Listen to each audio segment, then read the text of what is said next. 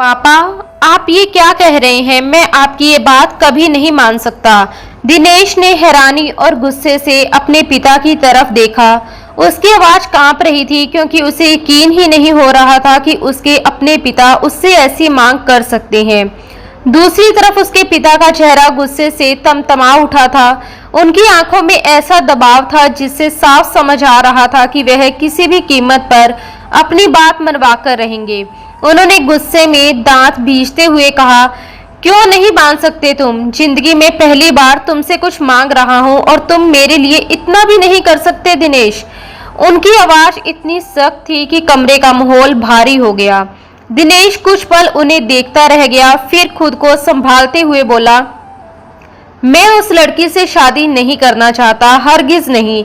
उसके अंदर का गुस्सा जैसे किसी तरह बाहर आने से खुद को रोक रहा था। तभी उसके पिता ने सामने रखी टेबल पर जोर से पैर मारा। टेबल धक्का खाकर दूर जा गिरी और कमरे में तेज आवाज गूंज उठी। उन्होंने उंगली उठाकर धमकी दी, अगर तुमने मेरी बात नहीं मानी तो मैं ऐसा कदम उठाऊंगा कि उसके बाद तुम और तुम्हारी माँ किसी को मुंह दिखाने लायक नहीं रहोगे। ये सुनते ही दिनेश के चेहरे का रंग उड़ गया। उसे समझते देर नहीं लगी कि उसके पिता किस तरफ इशारा कर रहे हैं। वो घबराकर उनके सामने आ गया और दर्द भरी आवाज में बोला, पापा, आप उस औरत से शादी करेंगे और मेरी माँ की जिंदगी बर्बाद कर देंगे? उसके पिता ने बिना किसी पछतावे के ठंडे लहजे में जवाब दिया, तुम्हें जो समझना है समझ लो। जब तुम मेरी बात नहीं मान रहे तो मैं तुम्हारी क्यों मानूं?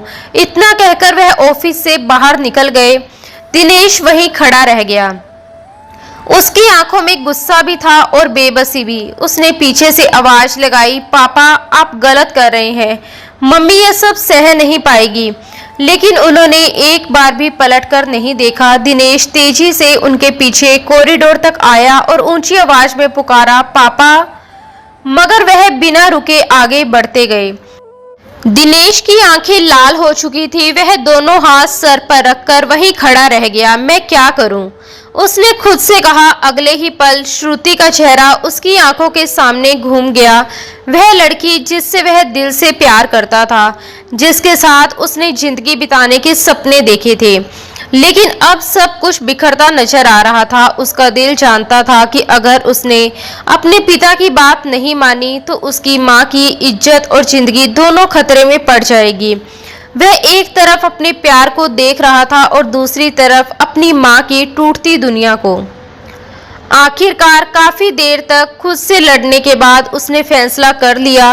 वह भारी कदमों से गाड़ी तक पहुंचा और अस्पताल के लिए निकल गया। रास्ते भर उसका दिल बेचैनी से धड़कता रहा। कुछ देर बाद वो अस्पताल पहुंचा तो देखा उसके पिता सिर झुकाए कुर्सी पर बैठे थे। दिनेश धीरे से उनके सामने जाकर रुका और टूटी हुई आवाज में बोला, पापा, मैं तैयार हूं उस लड़की से शादी करने के लिए। ये कहते वक्त उसे ऐसा महसूस हुआ जैसे उसने अपनी पूरी जिंदगी हार दी हो। कमरे के अंदर अस्पताल के बेड पर एक औरत लेटी हुई थी।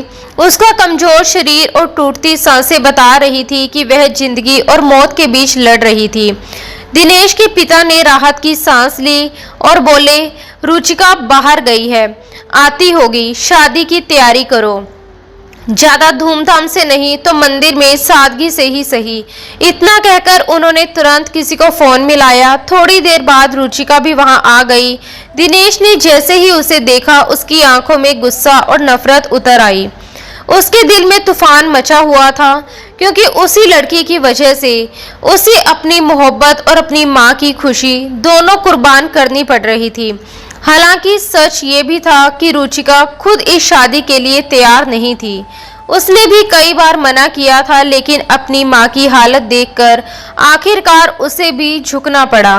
कुछ घंटों बाद मंदिर में शादी की रस्में शुरू हो गई। मंत्रों की आवाज, घंटियों की गूंज और चारों तरफ मौजूद लोगों की हलचल के बीच दिनेश का दिल पूरी तरह खामोश हो चुका था।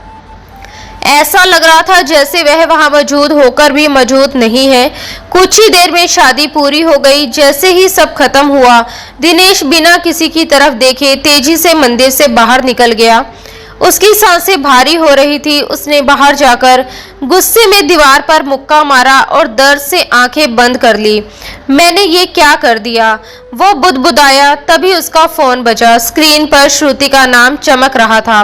कुछ पल तक वह फोन को देखता रहा, फिर गहरी सांस लेकर धीरे से बोला, श्रुति, अब मैं तुम्हारी आंखों में देखने के काबिल नहीं रहा।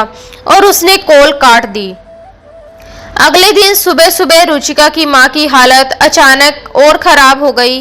घबराई हुई रुचिका ने तुरंत दिनेश के पिता को फोन किया। उस वक्त वह घर पर अपनी पत्नी के साथ बैठे थे। जैसे ही उन्होंने कॉल उठाई, दूसरी तरफ से रुचिका की रोती हुई आवाज सुनाई दी। मैं आ रहा हूँ रुचिका बेटा, परेशान मत हो। उन्होंने उसे समझाया और फोन काट दिया। जैसे ही वह मुड़े, सामने दिनेश खड़ा था। दोनों की नजरें मिली। कुछ पल की खामोशी के बाद उसके पिता बोले, दिनेश, एक जरूरी काम है, मेरे साथ चलो। उन्होंने अपनी पत्नी की तरफ देखना तक जरूरी नहीं समझा। दिनेश ने होठ भींचते हुए उन्हें गुस्से से देखा और वह सब समझ चुका था। अस्पताल वाली औरत अब सिर्फ एक जिम्मेदारी नहीं रह गई थी, बल्कि एक ऐसा सच बन चुकी थी कि जो धीरे धीरे उसके पूरे घर को तबाह करने वाला था। अस्पताल के बाहर गाड़ी से उतरते ही दिनेश ने गुस्से से अपने पिता से पूछा, आप मुझे यहाँ क्यों लेकर आए हैं? उसकी आंखों में नाराजगी साफ दिखाई दे रही थी। मोहन जी ने उसे तीखी नजरों से देखा और सख्त आवाज में बोले, तुम्हारी बीवी की मां लगती है वो, कुछ रिश्ता है तुम्हारा भी।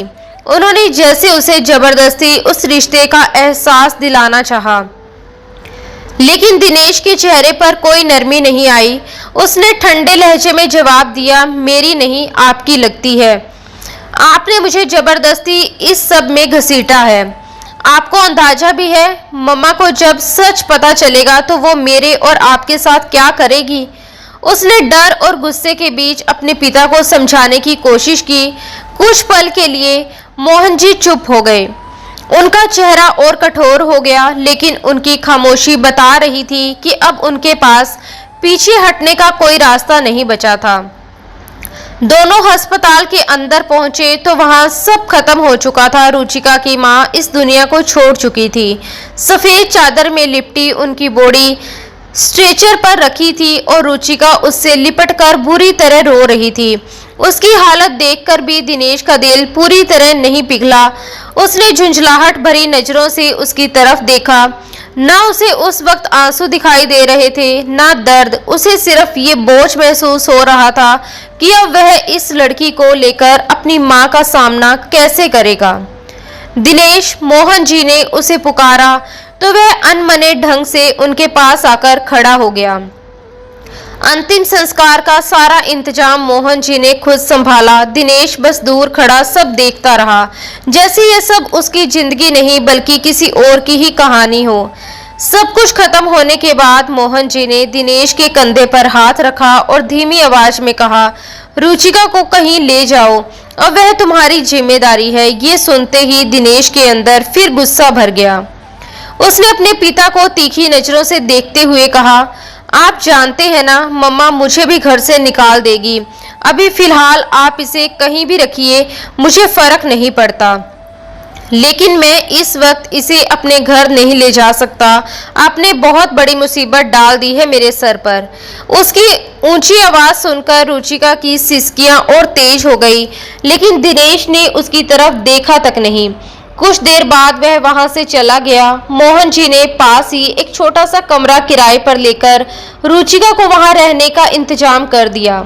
वही कमरा अब उसकी पूरी दुनिया बन गया था। वह चुपचाप रहती, ठीक से खाना तक नहीं खाती। ऐसा लगता था जैसे जिंदगी उसके लिए सिर्फ सांस लेने का नाम रह गई हो। दूसरी तरफ मोहन जी अपने कामों में उलझे रहते, लेकिन रोज फोन करके उसका हाल जरूर पूछते। उधर दिनेश फिर से श्रुति के करीब आ चुका था।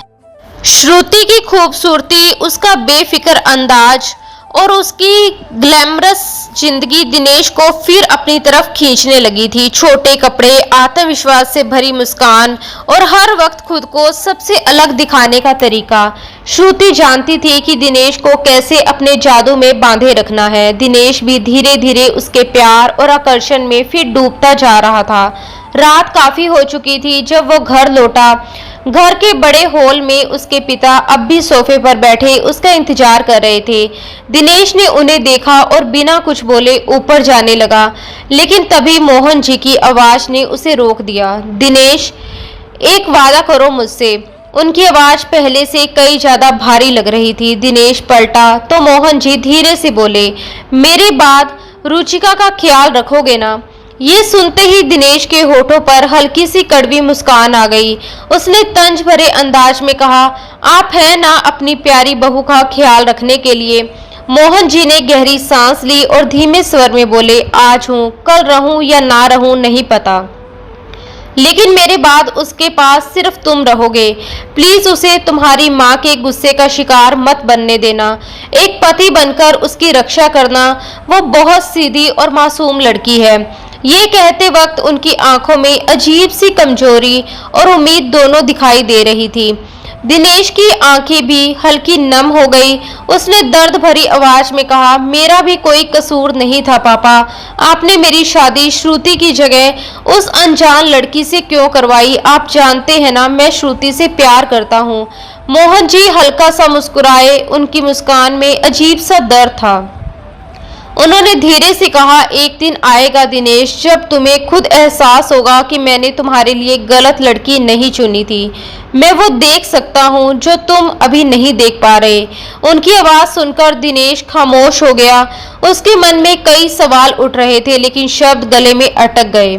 उसे पहली बार अपने पिता की आंखों में एक अजीब सी थकान और डर दिखाई दिया, जैसे उन्हें महसूस हो चुका था कि उनके पास ज्यादा वक्त नहीं बचा। शायद इसी वजह से वह आज अपने बेटे से वो वादा लेना चाहते थे जो उन्हें मरने से पहले सुकून दे सके। कुछ देर बाद दिनेश ने बिना कुछ कहे बस चुपचाप सिर हिला दिया। यही उसकी अपने पिता से आखिरी बातचीत थी। उस रात दिनेश बेहद थका हुआ अपने कमरे में जाकर सो गया, लेकिन अगली सुबह जब सूरज निकला तो मोहन जी कभी ना उठने वाली नींद में जा चुके थे। पूरे घर में मातम छा गया। घर की दीवारों में रोने की आवाजें गूंज रही थी। हर तरफ आंसू और सन्नाटा था। दिनेश होंठ बींचे खुद को संभालने की कोशिश कर रहा था। वह अपनी माँ और भाई बहनों को संभाल रहा था, लेकिन अंदर से वह पूरी तरह टूट चुका था, क्योंकि उसे अब एहसास हो रहा था कि उसके सर से उसके पिता का साया हमेशा के लिए उठ चुका है। मोहन जी के जाने के बाद पूरे घर की जिम्मेदारी अचानक दिनेश के कंधों पर आ गई थी।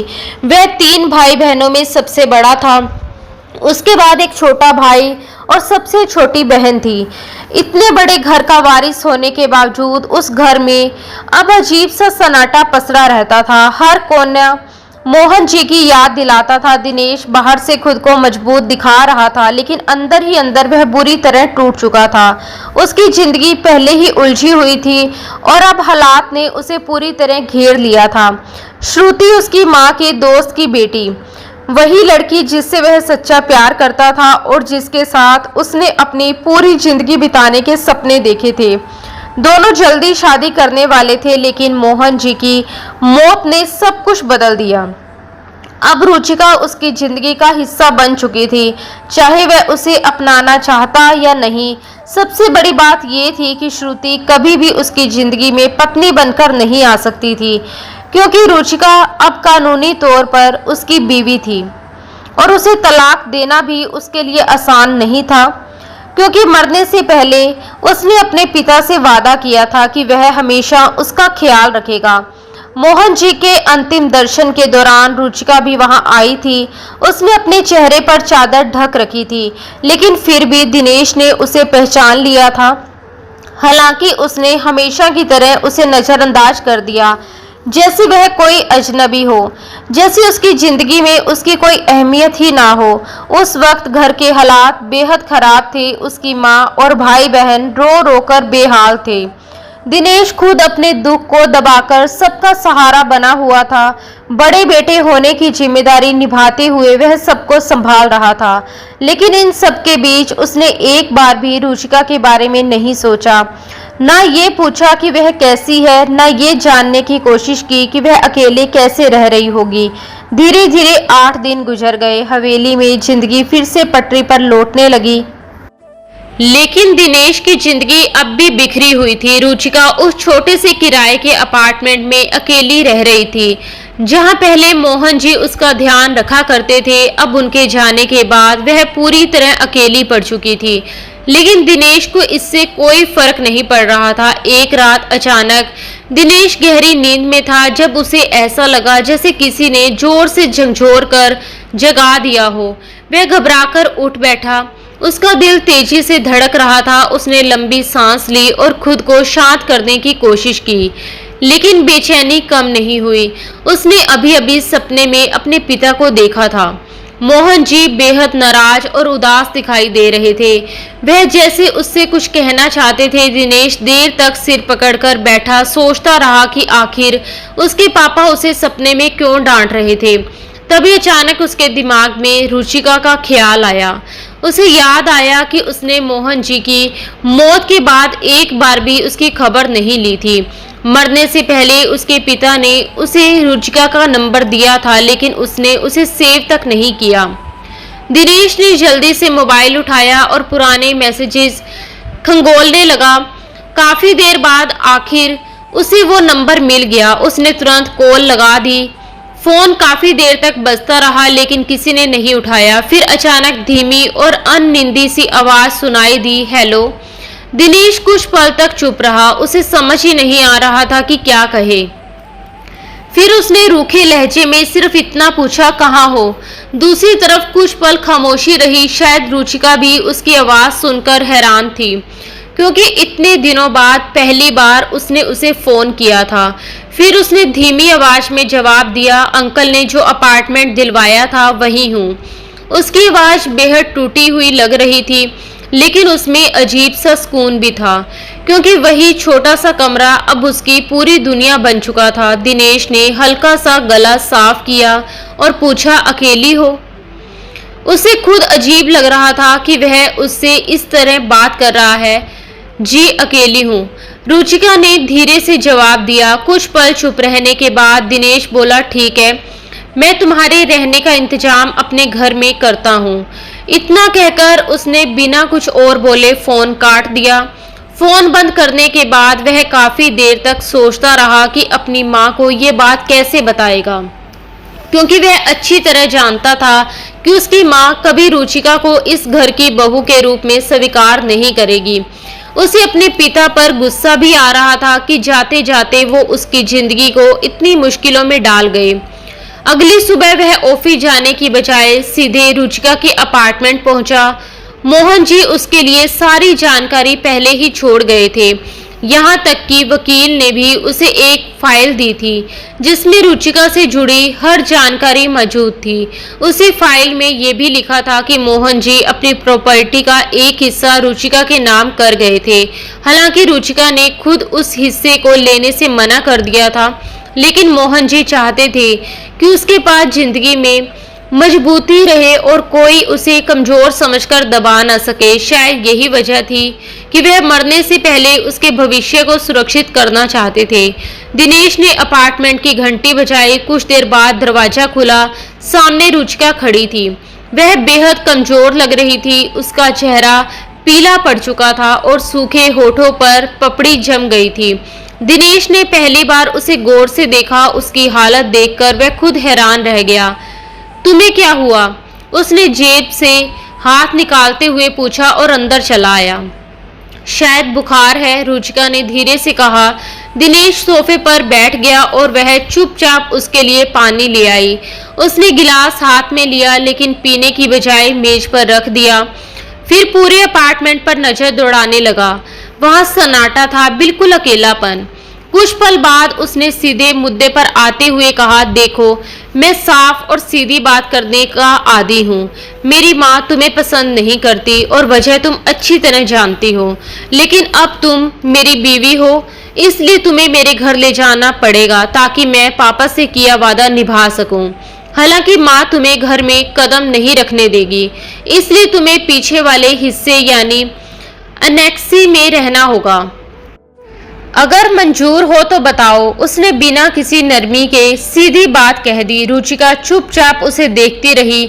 उसके चेहरे पर उलझन साफ दिखाई दे रही थी। फिर उसने धीरे से सिर उठाकर उसकी आंखों में देखते हुए पूछा, मतलब मैं आपके साथ नहीं रहूंगी? उसका ये सवाल सुनकर दिनेश कुछ पल के लिए उसे देखता रह गया।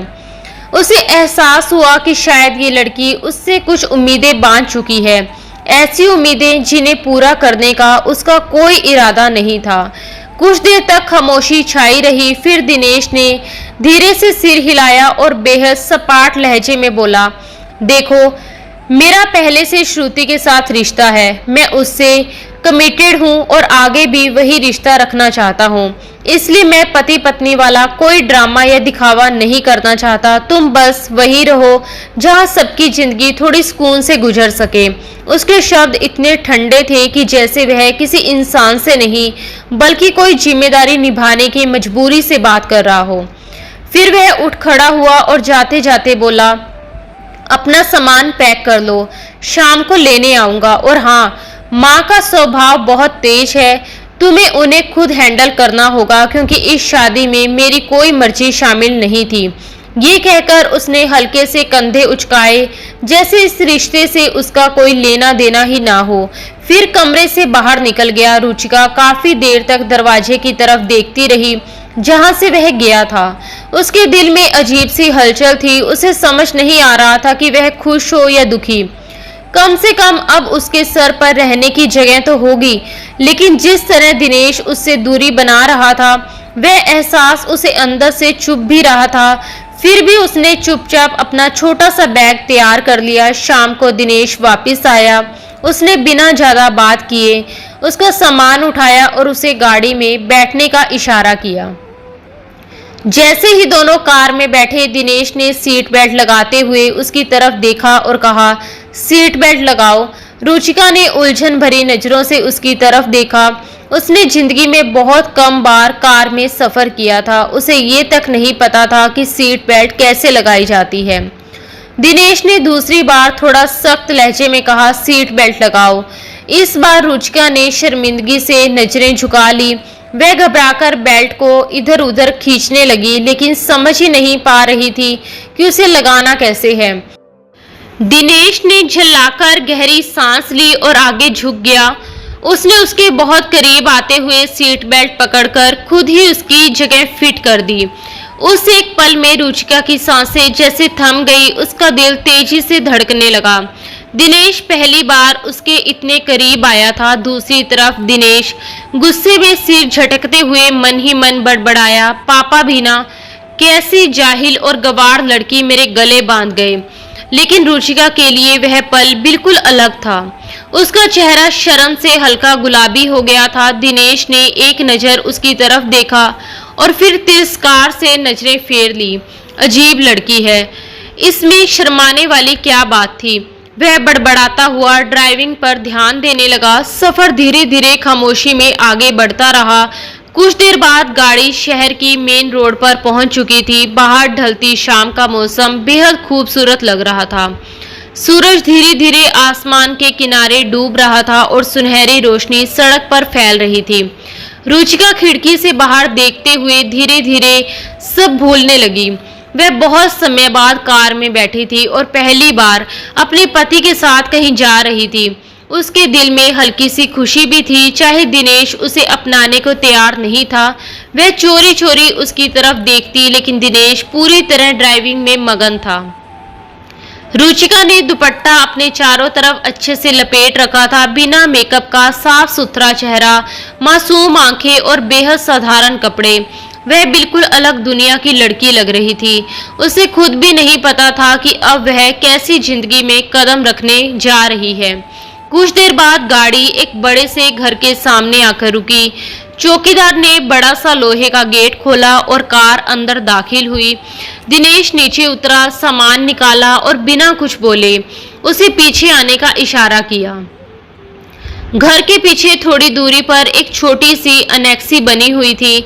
दिनेश उसे वहीं लेकर गया। उसने ताला खुलवाया और दरवाजा खोलकर अंदर दाखिल हुआ। अंदर धूल, मिट्टी, झाले फैले हुए थे।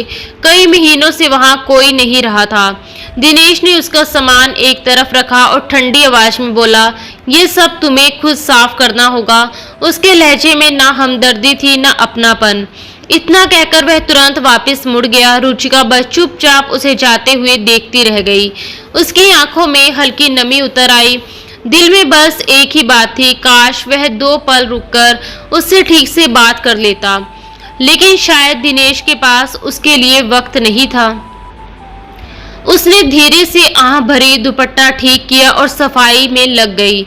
उसके पास कोई और रास्ता भी नहीं था। वह उस गंदगी में रह नहीं सकती थी। छोटे छोटे कमरे, साथ में छोटा सा किचन और एक अटैच बाथरूम, अब यही उसकी नई दुनिया थी। रुचिका देर तक सफाई करती रही। धूल साफ करते करते उसके हाथ दर्द करने लगे, लेकिन उसने रुकना जरूरी नहीं समझा।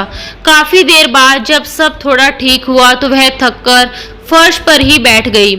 फिर उठकर नहाई और साफ कपड़े पहन लिए, लेकिन खाना बनाने की ताकत उसमें बिल्कुल नहीं बची थी। उसे भूख तो लगी थी, लेकिन थकान उससे कई ज्यादा भारी थी। दूसरी तरफ दिनेश को उसकी कोई फिक्र नहीं थी। वह उस वक्त श्रुति के साथ किसी पार्टी में बिजी था। उसकी बीवी ने खाना खाया भी या नहीं, ये सोचने की जरूरत उसने महसूस तक नहीं की। रात काफी हो चुकी थी। अनेक्सी की जलती लाइट देखकर अचानक दिनेश की मां रेखा जी को हैरानी हुई। वह कमरे की खिड़की के पास खड़ी थी। जब उनकी नजर उस तरफ गई, उन्हें याद था कि अनेक्सी तो महीनों से खाली पड़ी थी, फिर वहां रोशनी कैसे? शक होने पर वह तुरंत बाहर निकली और गार्डन पार करती हुई अनेक्सी की तरफ बढ़ गई। दरवाजे पर पहुंचकर उन्होंने देखा कि ताला खुला हुआ है। उनकी आंखें हैरानी से फैल गई। उन्होंने जोर जोर से दरवाजा खटखटाया। आवाज सुनकर चौकीदार भी घबराया हुआ वहां भागा आया। मालकिन, शायद बीबी जी सो रही होंगी, उसने डरते हुए कहा। कौन बीबी जी? रेखा जी ने सख्त आवाज में पूछा और माथे पर आए बाल पीछे किए। उनकी जानकारी में तो वहां कोई नहीं रहना चाहिए था। चौकीदार हकलाते हुए बोला, मालकिन, दिनेश साहब एक लड़की को लाए थे, वही यहाँ रह रही है। ये सुनते ही रेखा जी की आंखें और चौड़ी हो गई। दिनेश ने आज तक कभी किसी लड़की को घर के अंदर नहीं लाया था। हाँ, उन्हें ये जरूर पता था कि बाहर उसकी श्रुति से दोस्ती है, लेकिन वह रिश्ता हमेशा घर की दहलीज के बाहर ही रहा था। उन्होंने गुस्से से पूछा, कौन है वो लड़की? चौकीदार ने डरते हुए कहा, मालकिन, मुझे नहीं पता, बस दिनेश साहब उसे यहाँ छोड़कर चले गए। रेखा जी का शक और गहरा हो गया। उन्होंने सख्त आवाज में कहा, दरवाजा खटखटाओ, अभी पता करते हैं कि आखिर वो लड़की है कौन। चौकीदार ने डरते डरते दरवाजा खटखटाया। अंदर गहरी नींद में सोई रुचिका अचानक घबराकर उठ बैठी। उसने जल्दी से अपना दुपट्टा गले में डाला और घबराते हुए दरवाजा खोल दिया। सामने एक सख्त चेहरे वाली औरत खड़ी थी और उनके पीछे चौकीदार सिर झुकाए खड़ा था। रेखा जी ने उसे सर से पांव तक गौर से देखा। साधारण कपड़े, बिना मेकअप का मासूम चेहरा, बेहद सीधी सादी शक्ल। उन्हें देखकर ही समझ आ रहा था कि वह किसी मिडिल क्लास परिवार से थी। रेखा जी के माथे पर गहरी लकीरें पड़ गई। उन्होंने मन ही मन सोचा, दिनेश और ऐसी लड़की, क्योंकि दिनेश हमेशा हाई सोसाइटी की लड़कियों के बीच उठता बैठता था। उसने आज तक कभी किसी आम लड़की की तरफ देखा तक नहीं था। फिर वह इस लड़की को यहाँ क्यों लाया? रेखा जी आगे बढ़ी और बिना किसी नरमी के रुचिका का बाजू कसकर पकड़ लिया। ए लड़की, कौन हो तुम? उन्होंने सख्त आवाज में पूछा। रुचिका दर्द से हल्का सा सहर गई। उसकी आंखों में डर उतर आया। कांपती आवाज में उसने कहा, मैं रुचिका हूँ। उसकी आवाज इतनी धीमी थी जैसे गले में ही अटक गई हो। कौन रुचिका? रेखा जी ने और जोर से उसका हाथ दबा दिया। रुचिका दर्द से तड़प उठी, लेकिन कुछ कह नहीं पाई। उसे समझ नहीं आ रहा था कि वह क्या जवाब दे। उसे ये भी नहीं पता था कि दिनेश ने अपनी माँ को इस रिश्ते के बारे में बताया है या नहीं। अगर वह सच बोल देती और दिनेश को परेशानी हो जाती तो वह डर गई थी। तभी रेखा जी फिर गुस्से में बोली, मुंह में दही जम गया है क्या? बोलती क्यों नहीं? कौन हो तुम? यहाँ क्या कर रही हो? और दिनेश से तुम्हारा क्या रिश्ता है? उनके सवाल लगातार रुचिका पर टूट रहे थे। रुचिका के होंठ कांप रहे थे। वह जवाब देने की कोशिश ही कर रही थी कि तभी पीछे से दिनेश की आवाज आई, मम्मा, मैं आपको बताने ही वाला था। उसकी आवाज सुनते ही रेखा जी पलटकर पीछे देखने लगी। दिनेश वहां खड़ा था। क्या बताने वाले थे? उन्होंने गुस्से से पूछा। और ये लड़की कौन है? बिना मुझसे पूछे इसे घर क्यों लेकर आए? दिनेश ने एक पल के लिए रुचिका की तरफ देखा। उसके चेहरे पर झुंझुलाहट साफ दिखाई दे रही थी।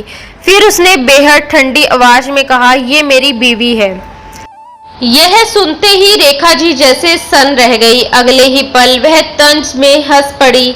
बीवी? होश में तो हो तुम? उनकी आवाज में यकीन से ज्यादा अपमान था। उन्होंने रुचिका की तरफ देखकर कहा, इस लड़की की औकात है तुम्हारी बीवी बनने की? उनके हर शब्द में तिरस्कार भरा हुआ था। दिनेश ने गहरी सांस ली और अपनी मां के पास जाकर उनके हाथ पकड़ लिए।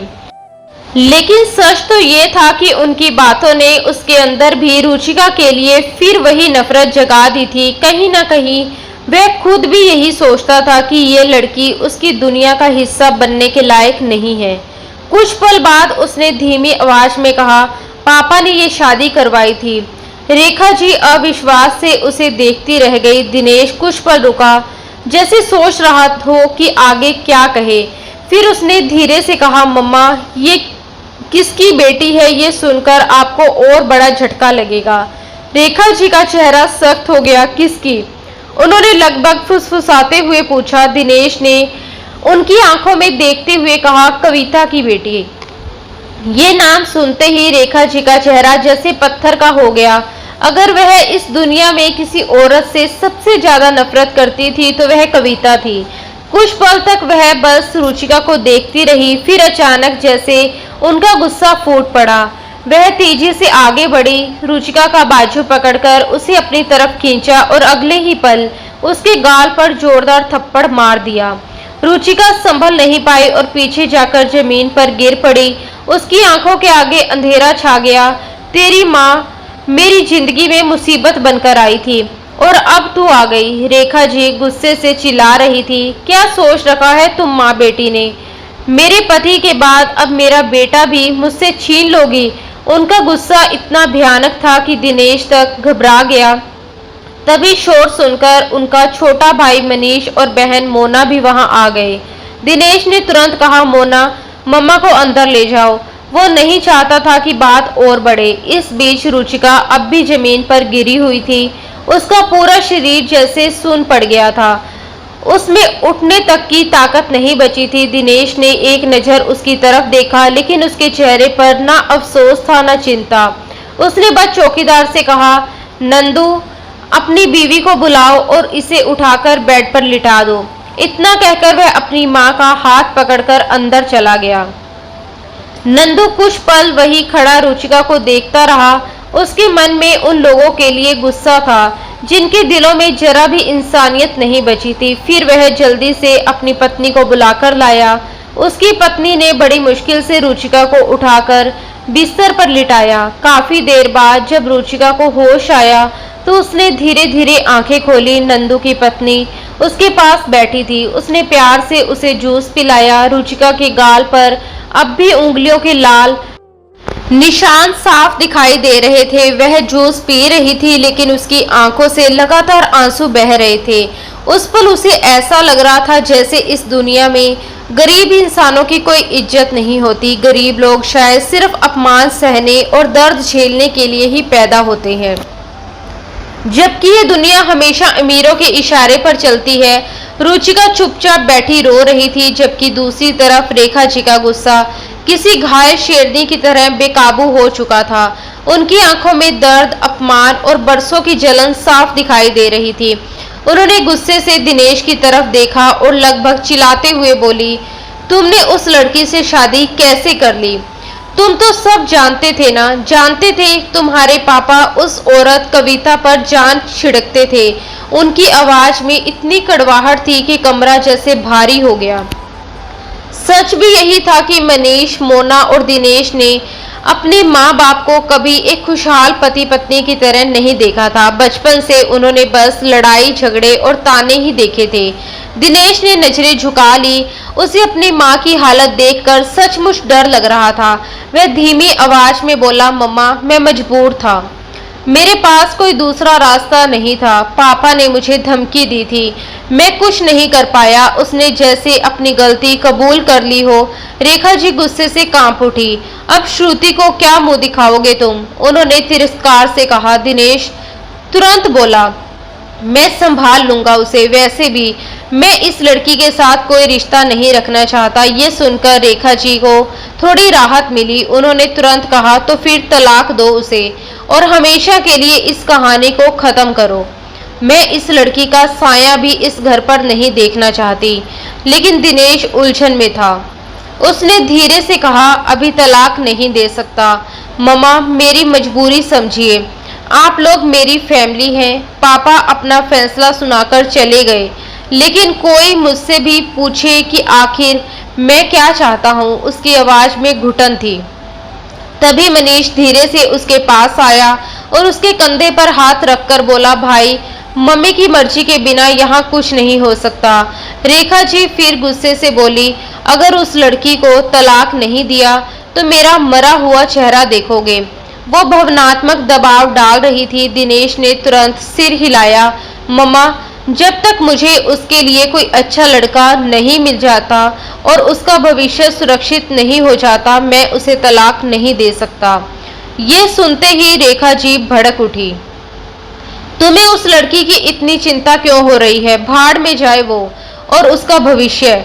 बस तलाक दो उसे। दिनेश ने गहरी सांस ली और परेशान होकर अपने बालों में हाथ फंसा लिया। मम्मा, बात सिर्फ इतनी नहीं है। अगर मैंने उसे तलाक दिया तो पापा की वसीयत के हिसाब से उसे हमारी आधी प्रॉपर्टी मिल जाएगी। पापा उसे पूरी तरह सुरक्षित करके गए हैं। ये सुनते ही रेखा जी जैसे सुन रह गई। वह थम से सोफे पर बैठ गई और गुस्से से बोली, तेरे बाप ने ना जीते जी मुझे चैन लेने दिया, ना मरने के बाद। फिर वह पैर पटकती हुई अपने कमरे में चली गई। कमरे में कुछ पल सन्नाटा छाया रहा। फिर अचानक मोना मुस्कुराकर बोली, वैसे भाई, भाभी बहुत प्यारी है। दिनेश ने उसे ऐसे घूरती नजरों से देखा कि मोना तुरंत अपना मुंह बनाकर वहां से खिसक गई। लेकिन मनीष कहाँ रुकने वाला था। वह मुस्कुराते हुए बोला, भाई, मेरी मानो तो श्रुति को छोड़ो, इस लड़की के साथ जिंदगी सेट कर लो। इतनी मासूम लड़की कहाँ मिलती है। अगर पापा मेरी जबरदस्ती ऐसी शादी करवा देते ना, तो मैं तो खुशी खुशी उसे सिर आंखों पर बिठा कर रखता। इस बार दिनेश ने उसे और भी गुस्से से देखा। बहुत लिमिट क्रॉस कर रहे हो मनीष। लेकिन मनीष फिर भी नहीं रुका। उसने हंसते हुए कहा, सॉरी भाई, भूल गया था कि अब वो आपकी अर्धांगिनी है, मेरी पूजनीय भाभी जी। वह मजाक में कान पकड़कर खड़ा हो गया। फिर आंख मारते हुए बोला, वैसे फ्री का मशवरा है, इतनी प्यारी लड़की को हाथ से जाने मत देना। और वो श्रुति, मेकअप के बिना देखना, कभी डर के मारे बेहोश हो जाओगे। अब की बार दिनेश सच में उसे मारने के लिए आगे बढ़ा। मनीष तुरंत हंसता हुआ वहां से भाग गया। उसके जाने के बाद दिनेश ने गहरी सांस ली। उसे समझ नहीं आता था कि मनीष और मोना को श्रुति से इतनी दिक्कत क्यों थी, जबकि उसे खुद श्रुति में कोई कमी नजर नहीं आती थी। वह थका हुआ अपने कमरे में चला गया। खिड़की के पर्दे ठीक करते हुए उसकी नजर अनेक्सी की तरफ गई, जहां की लाइट बंद हो चुकी थी। कुछ पल के लिए उसके मन में ख्याल आया कि जाकर देखे रुचिका ठीक है या नहीं। उसे याद आया कि कैसे वह रेखा जी का थप्पड़ खाकर जमीन पर बेसहारा पड़ी थी। ये सोचकर उसका दिल थोड़ा भारी हुआ, लेकिन अगले ही पल उसने खुद को समझाया कि अगर हालत खराब होती तो नंदू जरूर आकर बता देता। यही सोचते हुए वह बिस्तर पर लेट गया। आंखें बंद की तो ख्यालों में श्रुति का चेहरा घूमने लगा। उसे अब श्रुति को सारी सच्चाई भी बतानी थी और वह जानता था कि उसका रिएक्शन बहुत ही भयानक होने वाला है। वह देर तक यही सोचता रहा कि आखिर रुचिका को अपनी जिंदगी से कैसे निकाले, ताकि ना उसके पापा की आत्मा दुखी हो और ना उसे खुद गुनहगार महसूस हो। इन्हीं उलझनों में सोचते सोचते उसे नींद आ गई। अगली सुबह सूरज निकलते ही पूरा घर फिर से जाग उठा। रुचिका ने उठने की कोशिश की, लेकिन उसके शरीर में इतनी कमजोरी थी कि वह ठीक से बैठ भी नहीं पा रही थी। दूसरी तरफ दिनेश हमेशा की तरह तैयार होकर ऑफिस जाने के लिए नीचे आया। गाड़ी के पास पहुंचकर उसने यूं ही नजर घुमाई तो उसकी आंखें एक पल के लिए अनेक्सी की तरफ उठ गई। फिर उसने तुरंत से झटका और कार में बैठ गया। उधर खिड़की के पास खड़ी रुचिका उसे देख रही थी। जैसे ही उसने दिनेश को अनेक्सी की तरफ देखते देखा, उसका दिल तेजी से धड़क उठा, लेकिन अगले ही पल दिनेश नजरें फेर कर गाड़ी लेकर निकल गया। रुचिका धीरे से वापस बिस्तर पर आकर लेट गई। शायद वह थोड़ी देर और वहीं पड़ी रहती, मगर तभी रेखा जी वहां पहुंच गई। दरवाजा खोलते ही वह गुस्से से बोली, ओ महारानी, यहाँ लेटे लेटे बिस्तर तोड़ रही हो, अपनी औकात मत भूलो। मेरे बेटे ने तुम्हें यहाँ रखकर तुम्हारी जगह दिखा दी है। इस अनेक्सी में घर के मालिक नहीं रहते, यहाँ नौकर रहते हैं और तुम भी इसी घर की नौकर हो। उनकी आवाज जहर से भरी हुई थी। अब उठो और काम पर लगो। मनीष और मोना के लिए नाश्ता बनाओ, उन्हें यूनिवर्सिटी भी जाना है। पूरी रात गुस्से में जलती रही रेखा जी अब अपना सारा जहर रुचिका पर निकालना चाहती थी। वह अच्छी तरह जानती थी कि दिनेश अपनी आंखों के सामने किसी पर जुल्म नहीं होने देगा, इसलिए वह उसके ऑफिस जाते ही यहाँ आई थी। उन्होंने रुचिका का हाथ पकड़कर उसे लगभग घसीटते हुए घर के अंदर लाई। उधर मनीष और मोना ये सब देखकर चौंक गए। मम्मी, इन्हें यहाँ क्यों ले आई? मोना ने धीरे से मनीष से पूछा। मनीष ने एक नज़र डरी सहमी खड़ी रुचिका पर डाली और फिर धीमे लेकिन साफ लहजे में बोला, बहुत सिंपल बात है मोना, अब मम्मी का सारा गुस्सा इसी मासूम पर निकलेगा। उसकी आवाज में मजाक नहीं बल्कि अफसोस था। तभी रेखा जी ने गुस्से से रुचिका की तरफ देखा और किचन की ओर इशारा करते हुए बोली, चल वहां खड़ी क्या देख रही है, जा और नाश्ता बना।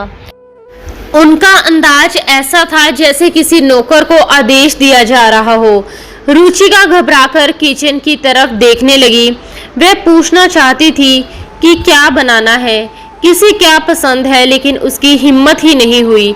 डर के मारे उसने वही बनाना शुरू कर दिया जो उसे समझ आया। थोड़ी देर बाद जब नाश्ता टेबल पर लगा तो मनीष और मोना दोनों हैरान रह गए। खाना सच में बहुत स्वादिष्ट बना था। दोनों उसका शुक्रिया कहना चाहते थे, लेकिन अपनी माँ की खतरनाक निगाहें देखकर चुपचाप सिर झुकाकर खाते रहे। नाश्ता खत्म होने के बाद रुचिका धीरे से वापस अनेक्सी की तरफ जाने लगी, लेकिन तभी रेखा जी की तेज आवाज गूंजी, कहाँ चली महारानी? यहाँ सफाई क्या तेरा बाप करेगा? रुचिका के कदम वहीं रुक गए। रेखा जी उसके पास आई और तिरस्कार से बोली, इस घर में हर चीज की कीमत चुकानी पड़ती है। मेरे बेटे की जिंदगी में आने से पहले सोचना चाहिए था कि उसकी माँ भी जिंदा है। मैं तुझे श्रुति के हक पर कब्जा नहीं करने दूंगी। अब वहां सिर्फ रेखा जी, कुछ नौकरानियां और रुचिका थी। मनीष और मोना यूनिवर्सिटी जा चुके थे। रुचिका ने चुप्पी ओढ़ ली थी। उसके पास बोलने के लिए कुछ नहीं था। अगर वह विरोध करती तो शायद यहाँ से भी निकाल दी जाती और उसके पास जाने के लिए कोई जगह नहीं थी। इस दुनिया में अब उसका अपना कोई नहीं बचा था। पूरा दिन रेखा जी उससे काम करवाती। वह बिना एक शब्द बोले सब करती रही, ना शिकायत, ना बहस, ना विरोध। जिस इंसान के सहारे वह इस घर तक पहुंची थी वही उसे अपना नहीं मानता था, तो फिर वह किससे इंसाफ मांगती? शाम होने से कुछ देर पहले रेखा जी ने उसे वापस अनेक्सी भेज दिया। उधर दिनेश ऑफिस से लौटकर आया, फ्रेश हुआ और डिनर करने बैठ गया, लेकिन उसका मन कहीं और था। श्रुति लगातार उससे शादी की बात कर रही थी और अब उसे सच बताना जरूरी हो गया था। वह जानता था कि जब तक रुचिका उसकी जिंदगी में है वह श्रुति से शादी के बारे में सोच भी नहीं सकता। अगली सुबह जब दिनेश ऑफिस जाने के लिए बाहर आया तो उसने देखा कि रुचिका कहीं जाने के लिए तैयार खड़ी है। उसके माथे पर हल्की सिलवटें पड़ गई। इतनी सुबह कहाँ जा रही हो? उसने सख्त आवाज में पूछा। रुचिका उसकी आवाज सुनकर चौंक गई। उसने धीरे से जवाब दिया, अंकल, ने मेरा यूनिवर्सिटी में एडमिशन करवाया था। 1 महीने से नहीं गई हूँ, एग्ज़ाम बहुत करीब है, इसलिए यूनिवर्सिटी जा रही हूँ। उसकी बात सुनकर दिनेश उसे कुछ पल तक हैरानी से देखता रहा। अब तक वह उसे एक सीधी सादी गांव की अनपढ़ लड़की समझता आया था, जिसे सीट बेल्ट तक लगानी नहीं आती। लेकिन ये लड़की यूनिवर्सिटी में पढ़ती थी। उसने खुद को संभालते हुए कहा, बैठो, मैं छोड़ देता हूँ। रुचिका कुछ पल तक अपनी उंगलियां मसलती खड़ी रही। शायद उसे समझ नहीं आ रहा था कि उसके साथ जाए या नहीं। दिनेश झुंझलाकर बोला, अब खड़ी क्या हो, बैठो। वह चुपचाप जाकर कार में बैठ गई, लेकिन उसके हाथ अब भी घबराहट में एक दूसरे को मसल रहे थे। कुछ देर खामोशी रही, फिर दिनेश ने पूछा, तुम्हारी फीस पापा भरते थे? रुचिका ने धीरे से कहा, शुरुआत में देते थे, फिर मुझे स्कॉलरशिप मिल गई। दिनेश सच में हैरान रह गया, यानी वह पढ़ाई में भी अच्छी थी। उसने पूछा, कौन सा कोर्स कर रही हो? बीबीए, सेकेंड ईयर, उसने सिर झुकाकर जवाब दिया। दिनेश ने तुरंत उसकी तरफ देखा, मतलब तुम अभी सिर्फ 20-21 साल की हो? उसने अविश्वास से पूछा। जी। उसने धीरे से सिर हिलाया। दिनेश कुछ पल चुप रहा, फिर बोला, तुम्हें पता है ना, मैं तुमसे पूरे 9 साल बड़ा हूँ। जी। उसने फिर वही छोटा सा जवाब दिया। दिनेश ने पूछा, तो तुम्हें इस बात से कोई दिक्कत नहीं? इस बार रुचिका ने पहली बार उसकी आंखों में देखकर कहा, मुझे क्यों दिक्कत होगी? वैसे भी हमारा रिश्ता पूरी जिंदगी के लिए नहीं है। मैंने अपनी माँ की आखिरी इच्छा पूरी करने के लिए आपसे शादी की थी। मुझे अच्छी तरह पता है कि इस शादी में आपकी मर्जी नहीं थी, इसलिए आप अपनी जिंदगी जिए। मुझे सिर्फ अपनी पढ़ाई पूरी करनी है, फिर 2 साल बाद हम अलग हो जाएंगे। बस तब तक मुझे अकेला मत छोड़िए। आखिरी शब्दों के साथ उसकी आंखें भर आई। उसने जल्दी से चेहरा खिड़की की तरफ मोड़ लिया ताकि दिनेश उसके आंसू ना देख पाए, लेकिन दिनेश चुप हो गया। 2 साल उसके लिए बहुत लंबा वक्त था, क्योंकि श्रुति तो शायद 2 महीने भी इंतजार ना करे। यूनिवर्सिटी छोड़कर वह ऑफिस चला गया। शाम को जब वह घर लौटा तो मोना ने उसे बताया, भैया, यूनिवर्सिटी से लौटने के बाद मम्मी ने भाभी से पूरा घर साफ करवाया, कपड़े धुलवाए, फिर सीढ़ियां धोते वक्त वो गिर गई। उन्हें काफी चोट लगी है। ये सुनते ही दिनेश के चेहरे का रंग बदल गया। उसने खुद को सामान्य दिखाने की कोशिश की, लेकिन उसके अंदर बेचैनी फैल चुकी थी। ज्यादा चोट तो नहीं आई? उसने यूं ही पूछा। मोना उदास होकर बोली, चोट कितनी लगी पता नहीं, लेकिन वो बहुत रो रही थी। बड़ी मुश्किल से चलकर अनेक्सी तक गई। मैंने डॉक्टर बुलाने को कहा था, लेकिन मम्मी ने मना कर दिया। अब दिनेश सच में परेशान हो गया। वह बिना कपड़े बदले सीधे अनेक्सी की तरफ चला गया। अंदर जाकर उसने देखा, रुचिका बिस्तर पर बैठी थी। उसका शरीर हल्का हल्का कांप रहा था, शायद वह रो रही थी। आहट सुनकर उसने जल्दी से आंखों से हाथ हटाए। दिनेश को सामने देखकर वह घबराकर उठने लगी। दिनेश तुरंत उसके पास बैठ गया और बोला, कहाँ चोट लगी है? दिखाओ मुझे। रुचिका जल्दी से दुपट्टा ठीक करते हुए खुद को संभालकर बैठ गई। दर्द की वजह से वह ठीक से बैठ भी नहीं पा रही थी। मैं ठीक हूँ, ज्यादा चोट नहीं लगी। उसने खुद को सामान्य दिखाने की कोशिश की, लेकिन दिनेश समझ चुका था कि मामला इतना छोटा नहीं है। उसकी आवाज इस बार सख्त हो गई। मैंने ये नहीं पूछा कि कितनी चोट लगी है, मैंने पूछा कहाँ लगी है, दिखाओ मुझे। रुचिका घबरा गई। उसने जल्दी से सिर हिलाया। नहीं दिखा सकती, प्लीज आप यहाँ से जाइए। अगर किसी ने आपको मेरे पास देख लिया तो, वह डरी हुई आवाज में बोली। दिनेश थोड़ा और करीब आया। कोई कुछ नहीं कहेगा, मुझे चोट दिखाओ। उसने उसका हाथ पकड़ लिया, लेकिन रुचिका ने झटके से अपना हाथ पीछे खींच लिया। उसके चेहरे पर शर्म की हल्की लालिमा उतर आई थी। कहा ना नहीं दिखा सकती। वह बुरी तरह झेप गई थी, लेकिन दिनेश जाने को तैयार नहीं था। उसने उसकी बांह पकड़कर धीरे से आस्तीन ऊपर की तो वहां नीले निशान साफ दिखाई दिए। वह समझ गया कि उसे सिर्फ 1-2 नहीं बल्कि काफी चोटें लगी हैं। चाहे वह इस रिश्ते को ना मानता हो, लेकिन सच ये भी था कि रुचिका अब उसकी जिम्मेदारी थी। उसके कांपते हुए शरीर को देखकर आखिर दिनेश का सब्र टूट गया। वह इस बार गुस्से में बोला, रुचिका जिद मत करो, अगर मेरा दिमाग खराब हो गया ना तो ठीक नहीं होगा। रुचिका घबराई हुई पीछे हटते हुए बोली, आप ये क्या कर रहे हैं, अगर किसी ने देख लिया तो। लेकिन दिनेश ने उसकी एक नहीं सुनी और सीधे उसके पास आ गया। जैसे ही उसने उसके दुपट्टे को छुआ वह कांप उठी और डरते हुए उसे देखने लगी। दिनेश ने धीमे लहजे में कहा, तुम मेरी पत्नी हो, इतना डरने की जरूरत नहीं है। और बिना देर किए उसने उसका दुपट्टा हटा दिया। अगले ही पल उसकी नजर रुचिका की गर्दन पर पड़े गहरे नीले निशान पर गई तो उसका चेहरा सख्त हो गया। ये सब कैसे हुआ, इतनी चोट?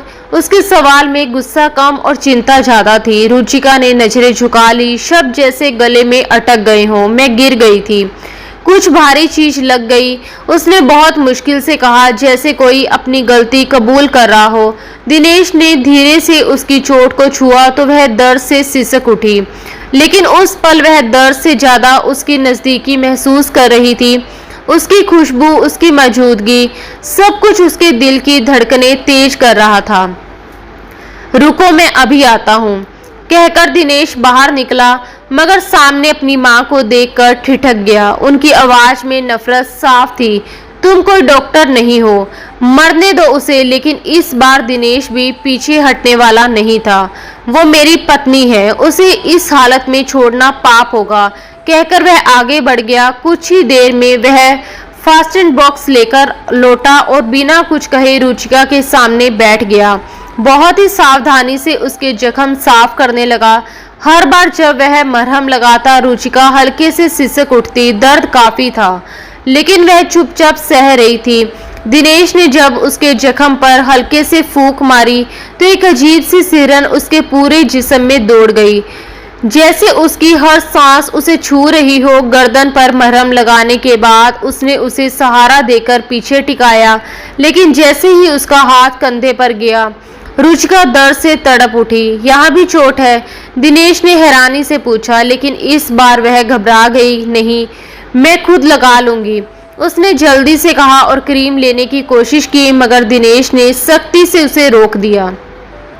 चुपचाप बैठो, एक शब्द भी मत बोलो, उसकी आवाज में हुक्म था। उसने धीरे से उसका कुर्ता हटाकर देखा तो कंधे पर गहरा कट था। खून को कॉटन से रोका गया था। इतना गहरा जख्म कैसे? उसने पूछा तो रुचिका ने सिर झुकाए कहा, कांच का जग था, गिर गया, मैं उसी पर गिर गई।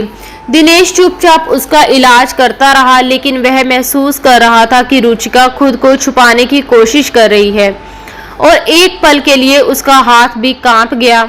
वह उसके बेहद करीब था, इतना कि उसकी सांसें तक महसूस हो रही थी। उसकी नजर रुचिका की गर्दन से होती हुई उसके चेहरे पर ठहर गई और एक पल को वह अपने ही एहसासों में उलझ गया, मगर अगले ही पल उसने खुद को संभाल लिया और फिर से जख्म पर ध्यान देने लगा। तभी अचानक श्रुति वहां आ पहुंची। लाल टॉप और जींस में खड़ी वह चौकीदार से पूछते हुए अंदर आई और जब उसकी नजर उस कमरे पर पड़ी तो वह वहीं ठिठक गई। दरवाजा खुला था और अंदर का नजारा साफ दिख रहा था। दिनेश रुचिका के बेहद करीब था, उसकी गर्दन के पास झुका हुआ। ये देखकर श्रुति के पैरों तले जमीन खिसक गई। दिनेश, उसकी टूटी हुई आवाज निकली। दिनेश अचानक चौंक कर पीछे मुड़ा और श्रुति को सामने खड़ा देख जैसे पूरी तरह से उलझ गया। समझ ही नहीं पाया कि क्या कहे, कैसे समझाए। श्रुति की आंखें आंसुओं से भरी हुई थी और दर्द साफ झलक रहा था। उसने कांपती आवाज में कहा, तो ये है वो लड़की जिसकी वजह से तुम मुझसे शादी करने से बच रहे हो। दिनेश ने तुरंत खुद को संभालने की कोशिश की और बोला, श्रुति, मैंने कब मना किया है? बस थोड़ा सा वक्त चाहिए मुझे, प्लीज समझने की कोशिश करो।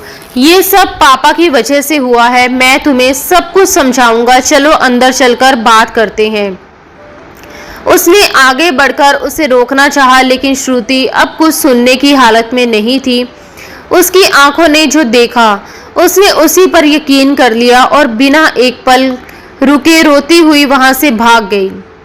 दिनेश कुछ सेकंड वहीं खड़ा रह गया, फिर गुस्से और बेबसी में उसने जोर से जमीन पर लात मारी, जैसे अपनी ही हालत पर गुस्सा निकाल रहा हो।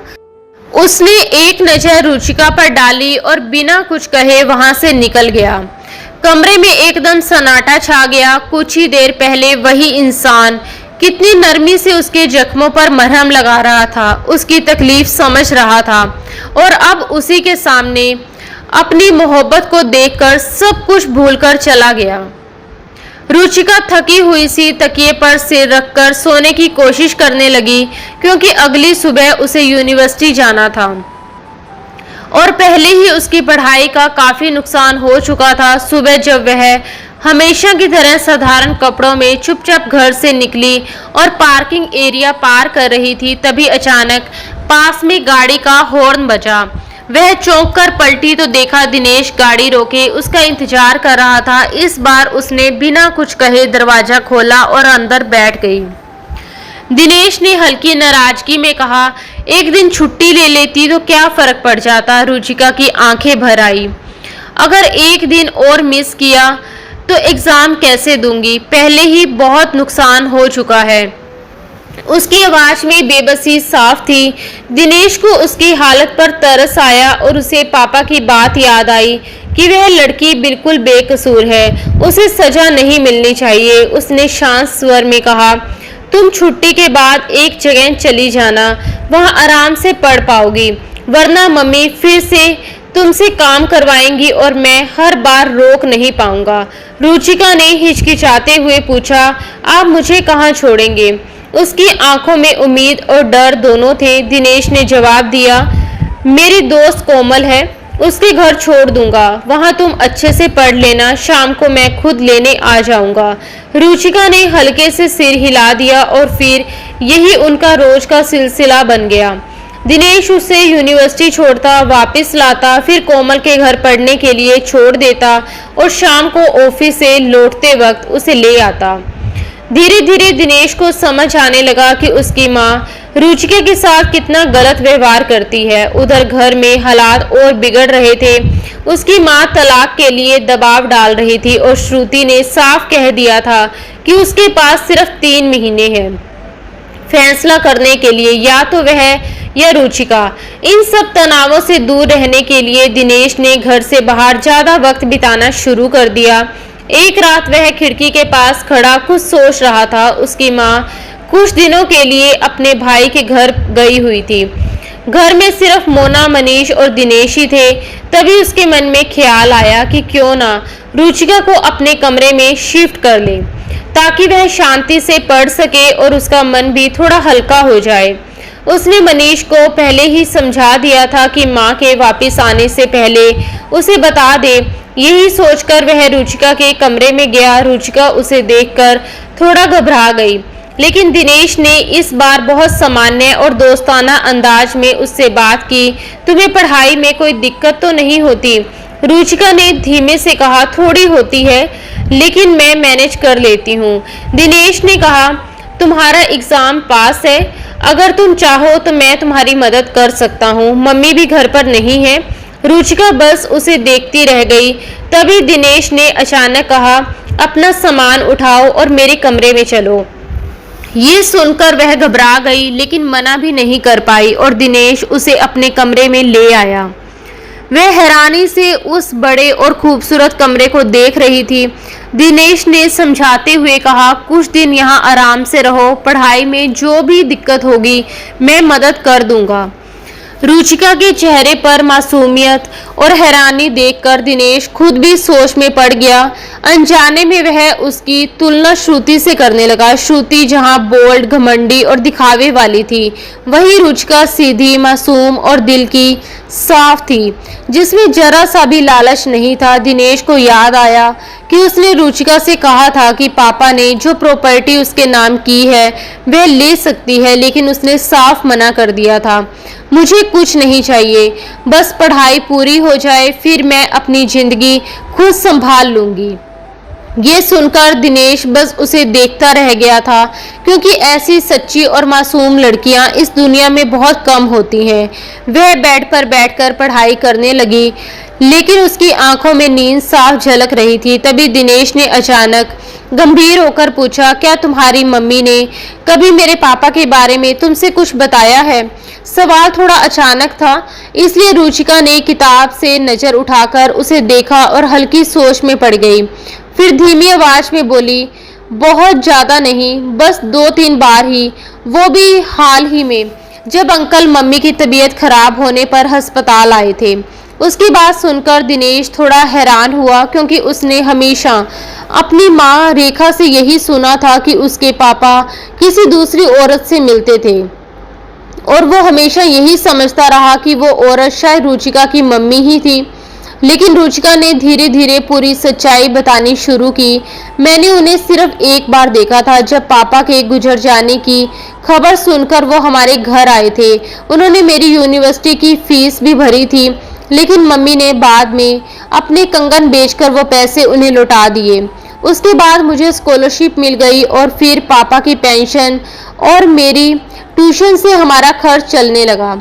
हमें किसी और की मदद की जरूरत नहीं थी। उसकी आवाज में आत्मसम्मान साफ झलक रहा था। वह आगे बोली, असल में मम्मी ने बताया था कि वो दोनों एक दूसरे को पसंद करते थे, लेकिन अंकल के पापा ने उनकी शादी कहीं और कर दी। अंकल बहुत अच्छे इंसान थे, उन्होंने हमेशा अपने रिश्ते की इज्जत की, लेकिन रेखा आंटी को ये बात पता थी कि वो मम्मी को पसंद करते हैं। एक बार अंकल ने मम्मी से ये भी कहा था कि अगर वो चाहे तो उनसे दूसरी शादी कर सकते हैं, लेकिन मम्मी ने साफ मना कर दिया। वो कभी किसी दूसरी औरत का घर नहीं तोड़ सकती थी। ये कहते हुए रुचिका की आंखों में अपने माँ के लिए गर्व साफ दिख रहा था। फिर उसने अपने पापा को याद करते हुए मुस्कुराकर कहा, मेरे पापा बहुत अच्छे थे। हमारी कमाई ज़्यादा नहीं थी, लेकिन जब तक वो थे हमारी ज़िंदगी बहुत खुश और सुकून भरी थी। वो दिन मेरी जिंदगी के सबसे अच्छे दिन थे। उसकी आवाज़ हल्की भर आई थी, लेकिन होठों पर एक सच्ची मुस्कान भी थी। मुझे मम्मी के फैसले पर कभी कोई अफसोस नहीं हुआ। उन्होंने एक बहुत अच्छा इंसान चुना था। भले ही बाद में उनकी फैमिली ने उन्हें सपोर्ट नहीं किया, लेकिन मैंने हमेशा अपने मम्मी पापा के रिश्ते में सच्चा प्यार देखा है, और शायद इसी वजह से मैं उनसे बहुत ज़्यादा प्रभावित हूँ। इतना कहते कहते उसकी आंखें नम हो गई, लेकिन चेहरे पर एक सुकून और प्यार भरी मुस्कान साफ नजर आ रही थी, जैसे वो अपने बीते हुए खूबसूरत पलों को फिर से जी रही हो। दिनेश के मन में एक अजीब सी जलन उठी, क्योंकि जिस बात को लेकर उसकी माँ हमेशा लड़ती रहती थी, असल में वैसा कुछ था ही नहीं।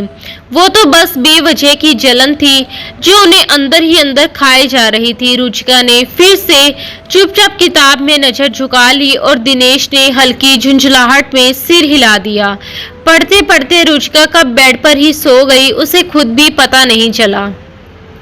जबकि दिनेश सोफे पर बैठा उसे देख रहा था। कुछ देर बाद उसे भी नींद आने लगी, और बिना ज्यादा सोचे वह भी बेड पर आकर लेट गया। लाइट बंद कर दी। रात के किसी पल उसे एहसास हुआ कि रुचिका का हाथ उसके सीने पर रखा हुआ है।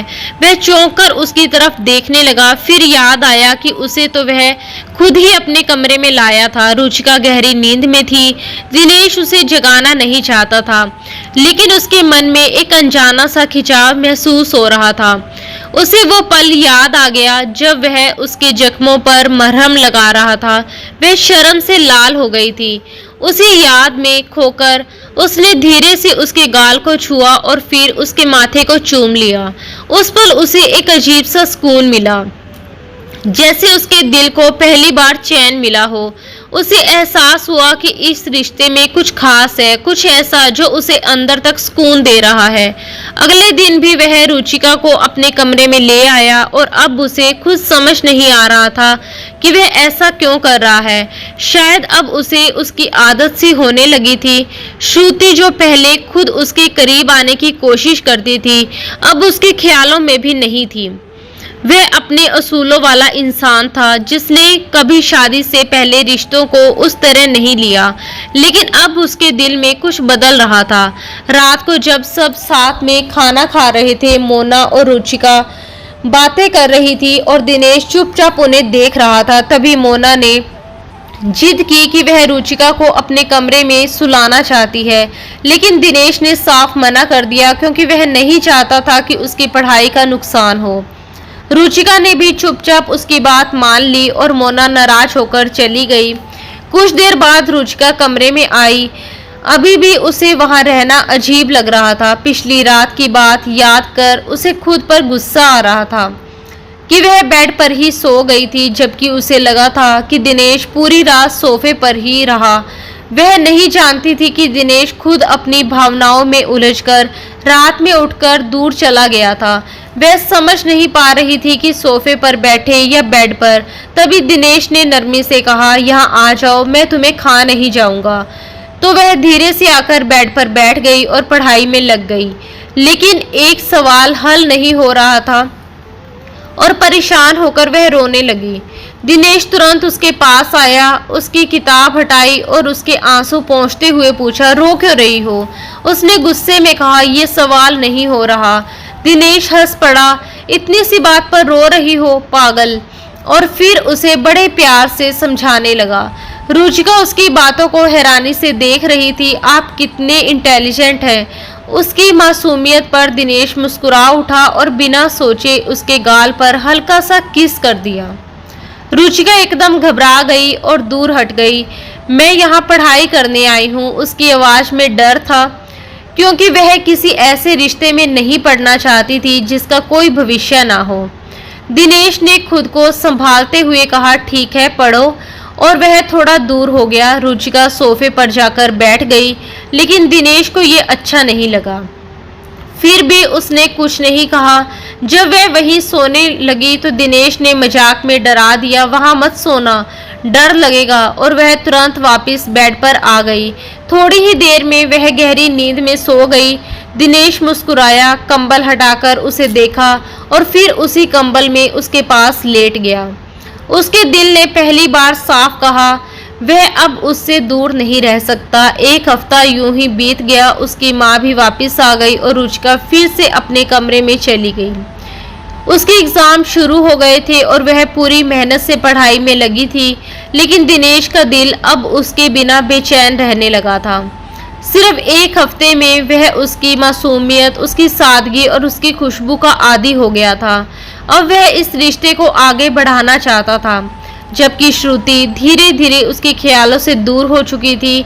जब उसने रुचिका से मिलने की बात की तो उसने मना कर दिया, लेकिन एक हफ्ते बाद जब उसकी छुट्टी थी तो दोनों मिलने बाहर गए।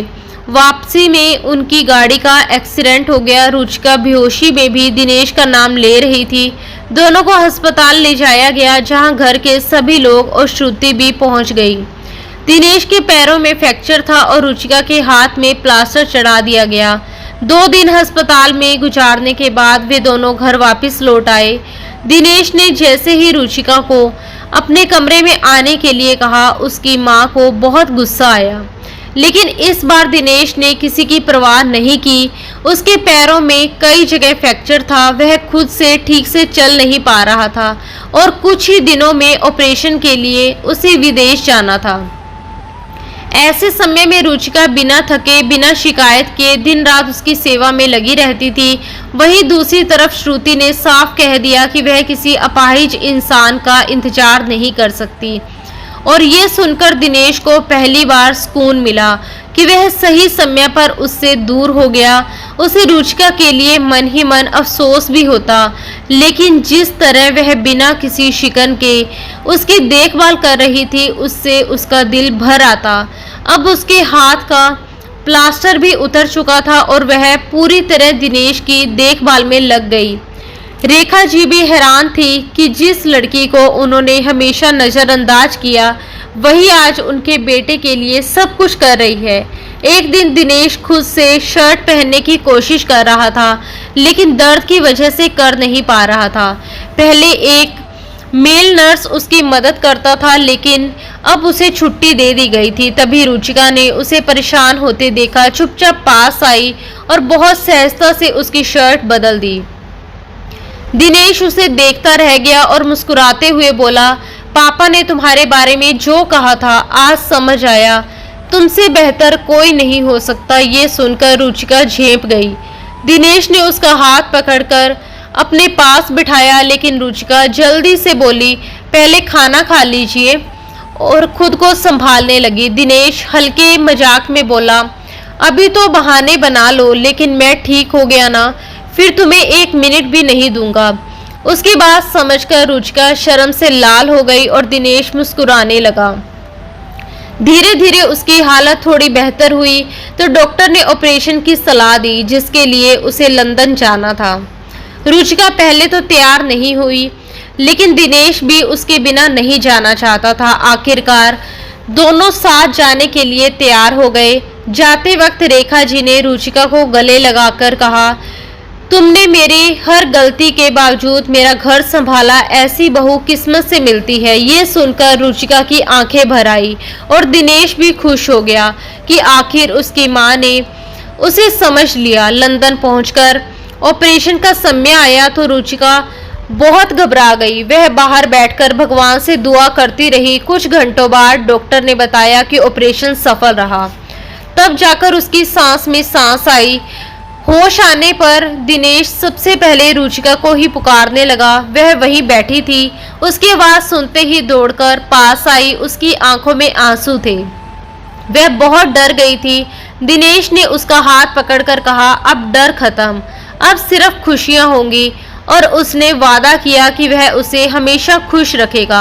रुचिका ने भी मुस्कुराकर कहा, मैं तो पहले ही खुशकिस्मत हूँ। उसकी मासूम बात पर दिनेश हंस पड़ा और उसे अपने करीब खींच लिया। कुछ हफ्तों में दिनेश पूरी तरह ठीक होने लगा। बैसाखी भी छूट गई। दोनों लंदन में ही थे और एक नई शुरुआत जैसा सब कुछ महसूस हो रहा था। अब दिनेश के दिल में उसके लिए भावनाएं और गहरी हो चुकी थी।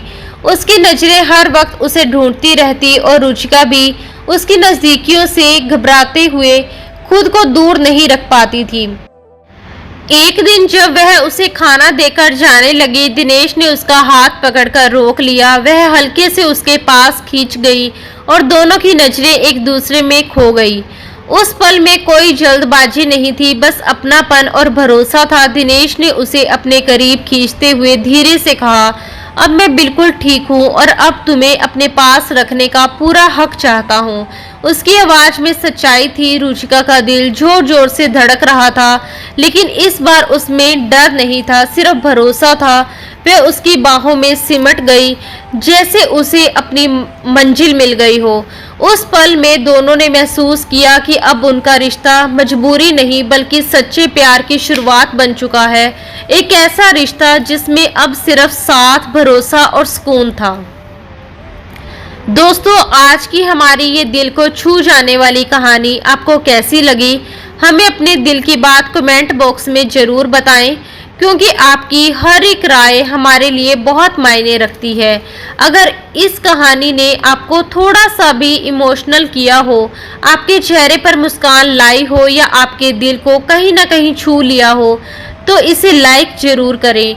और अगर आप चाहते हैं हम आपके लिए रोज ऐसी ही नई नई रोमांटिक, दिलचस्प और एहसासों से भरी कहानियाँ लेकर आते रहें, तो हमारे चैनल को अभी सब्सक्राइब कर लें, ताकि आप कोई भी कहानी मिस ना करें और हर दिन प्यार भरी कहानियों का आनंद ले सकें। धन्यवाद दोस्तों। राधे राधे।